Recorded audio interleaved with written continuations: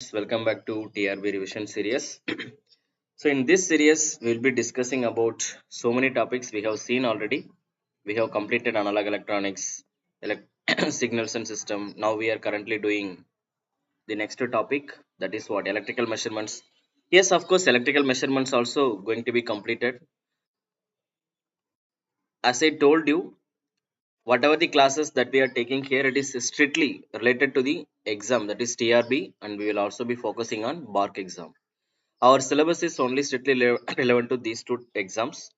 Other than that, if you are looking for gate exam or any other exams, for those exams after completing the TRB exam, we will again start one more revision series. So with respect to the correspondent exam, we will complete the syllabus for the upcoming exams. Okay. Anyway, so our syllabus coverage strictly related to the TRB. That is our main attention. Let's continue. In electrical measurements, in our last class, we have completed the measurements of inductance, resistance, capacitance, and I told you how to measure the value of quality factor. And we have been discussed various types of devices which are used to measure the value of quality factor, capacitance measurements, inductance measurements, resistance measurements. Individually, we have gone through and we have seen all the merits and demerits, everything. So, as I told you in this class, we are going to start the next topic, that is simply called current transformer, instrumentation transformer, and then we will be covering the value of, that is sorry, we will cover CRO, cathode ray oscilloscope. First, we are going to start with the instrument transformer. That is one of the most important topic. When we are observing instrument transformer, the important thing that we must observe here is there are two type of instrument transformer. One is current transformer and the second one is potential transformer. Now, if we are keeping our attention with the current transformer, I will tell you what are all the important factors you must remember with you. So the first one, let us deal with the current transformer.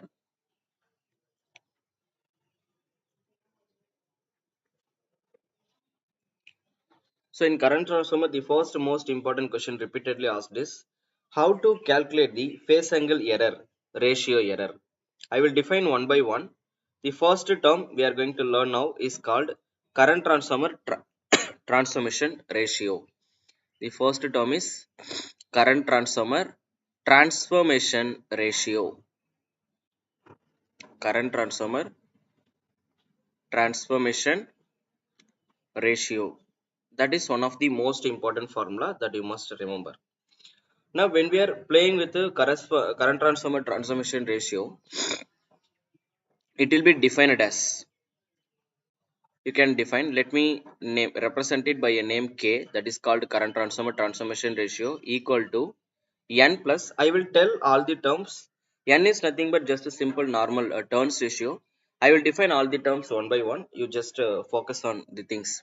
When we are observing current transformer ratio, here the formula will come eddy current IE into cosine of power factor angle pi plus magnetizing current Im into sine of the load power factor angle sine pi divided by secondary current Is. This is the formula to obtain the transformation ratio. First formula they will ask in the examination.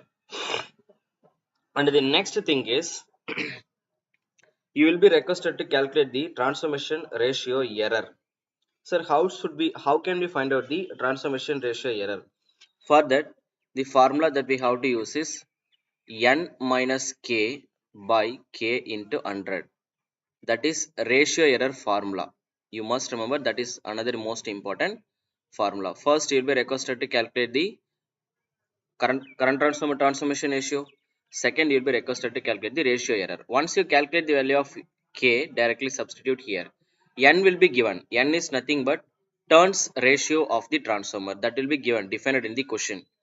And IE stands for eddy current. IE stands for eddy current. IM stands for magnetizing current. IM stands for magnetizing current. IS stands for secondary current. IS stands for secondary current. Everything will be clearly mentioned. Pi is nothing but load power factor angle.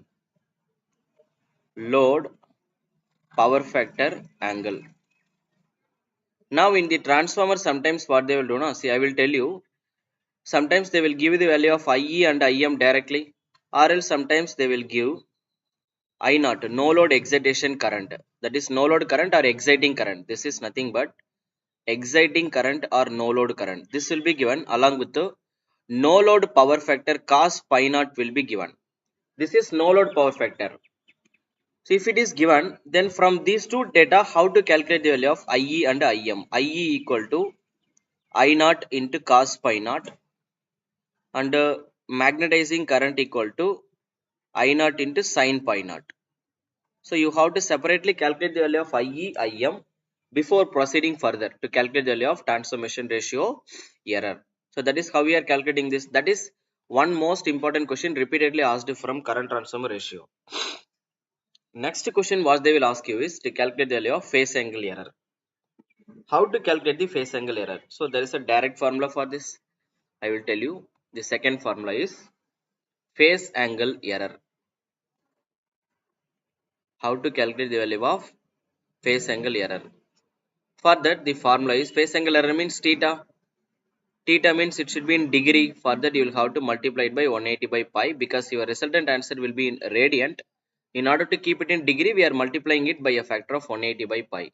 Here it is coming to be eddy current into, sorry, once again, magnetizing current into cos pi, power factor angle minus eddy current into sin pi. Pi is once again power factor angle divided by n times of Is, that is secondary current. As usual, here Im stands for magnetizing current, IE stands for eddy current, and pi stands for load power factor angle. Pi will be given, that is load power factor angle. Load power factor angle, pi will be stands for load power factor angle, and n stands for, that is turns ratio. N stands for turns ratio, that will be given. Is stands for secondary current, that will also be given. Everything will be given. All you have to do is remembering the formula and bringing the final answer. This is the formula to figure out the phase angle when it is being asked about current transformer. Remember this. Next, from here, so this is the formula to obtain the phase angle error. Hope you will not forget this. So always remember these two formulas are very important. Coming to potential transformer, in potential transformer also, once again what they will ask is, let me go to the next topic, that is potential transformer. Keep the heading. Next one is potential transformer. Potential transformer. When we are observing the potential transformer, again you will have to remember the formula to calculate calculate these two things. K equal to transformation ratio. Once again, here I will be defining N plus N into Is, secondary current, in bracket. This is going to be Rs into cos pi, that will be given in the exam. Resistance reactance value given into sin pi plus secondary current into shunt coil resistance plus magnetizing current into shunt coil reactance. So you'll have to remember all these formulas, whatever that I am defining, everything you have to remember because all these terms are very important. Magnetizing current into potential reactance, that is potential coil, shunt coil actually. In the denominator you can keep secondary voltage. That is the formula to calculate the transformation ratio, potential transformer transformation ratio. If they are asking you to calculate the ratio error, then the formula is going to be n minus k upon k into 100. That is the formula to obtain the ratio error. Similarly, if they are requesting you to calculate the phase angle error, directly I am giving the formula theta equal to the phase angle error is going to be, once again, secondary current divided by secondary voltage into, as usual, series reactance into power factor angle will be given cos pi minus series resistance will be given in XP minus magnetizing current into RP. This term alone should be divided by N into Vs. This is the formula to obtain the phase angle error and the ratio error. But remember one thing, current transformer is the most important, because in the examination within the given time period question can be easily solved within 2 minutes. So most of the time 98% questions will be directly asked from current transformer only. So try to register the current transformer formula. At least you must remember that one. That is very important. Okay. The next topic is we are going to discuss about cathode ray oscilloscope. The another most important area is CRO, cathode ray oscilloscope. Now in CRO, the first thing, what is the purpose? Why we are using this CRO? Purpose of CRO. The first thing, if you observe, with the help of CRO, we can measure, the most important thing is you can measure the unknown frequency and phase angle. First, we can measure unknown frequency and phase angle. That is the first and foremost important point. And it is also used to measure the value of unknown voltage quantity. You can also measure unknown current quantity. You can measure unknown voltage and unknown current with the help of CRO. And we can observe that various type of waveforms and its changes and its ratio in frequency. You might have remembered that with the help of CRO we are trying to find out the horizontal frequency, vertical frequency. I will write down all the formulas later on. Write down, we will be focused on one by one. The next most important question is, inside CRO we will have some important things in electrostatic deflection plates. I will give one by one. The first most important point is formula to obtain deflection of beam. Often will be asked direct question, deflection of beam, repeatedly asked the question in the exam. In order to know this deflection, you must remember the diagram. I will show you once. So in this, if you observe the inside CRO, there will be electrostatic deflection. I will show you. So we have to take the CRO tube further, and from here, let me go from here. Sorry. So let us assume I have a straight line. Okay, like this. And from here, let us take, this is our screen. We are going up to this point. Let me take the plates here. Okay, this is enough.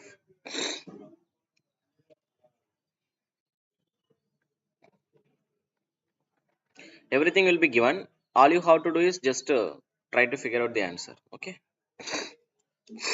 Let us see the distance between this point to this point, exactly from this center, that will be given, and the distance of the plate will be given, and the distance between these two plates will be given. This is length and the distance. I will show you everything. With the help of this given data, how can we explore the figure out the value of deflection? I will tell you. First, from the center point to screen, we must know the total distance. Suppose if I am considering it as length L. Next, deflection plate.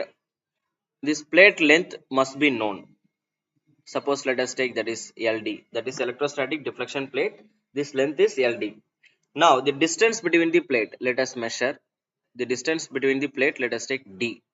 And the applied voltage on the deflection plate, that is supply voltage that will be applied on the deflection plate, let us consider ED. And the free accelerated voltage. So next we will have one more term, that is called voltage that we are using for free accelerating anode. We will be considering it as VA. Now by remembering all the given data, we can easily explore the value of deflection. So the deflection D is equal to, first thing, just observe the distance LD into, from the center point, what is the distance of the tube. Everything will be directly given in the exam, don't worry. Into the voltage that we are applying on the plate, deflection plate, that is ED. Now go to the denominator, distance between the plate, that is twice of distance between the plate into accelerating voltage, free accelerating anode voltage. Okay, that is the formula to obtain the deflection. The next question is deflection sensitivity. The next question is deflection sensitivity. The next question is deflection sensitivity. Sir, how to explore the deflection sensitivity? So I will be considering it as deflection sensitivity, D dot S. Deflection sensitivity is equal to deflection D by the voltage that we are applying to the deflection plate. From this, if we are substituting that formula here, from this what we can say, this can be rewritten as LD into L upon twice of distance D into free accelerated anode voltage. That's it. This is the formula to obtain the deflection sensitivity. The next question you will be requested to calculate deflection factor. The next formula is you will have to learn how to calculate the deflection factor. Sir, what is the formula to obtain the deflection factor? The deflection factor is going to be, I will be considering it as D dot F. The deflection factor is nothing but the reciprocal of deflection sensitivity. That's it. So as we are observing, this is the deflection sensitivity. So the formula for deflection factor is 2D VA upon LD into L. This is the formula to obtain the deflection factor. So you must remember all the things whatever that we are giving. Okay.